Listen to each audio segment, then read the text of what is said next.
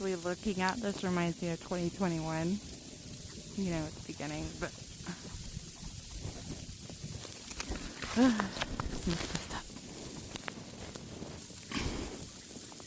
my car looks so pretty. It's kind of icy.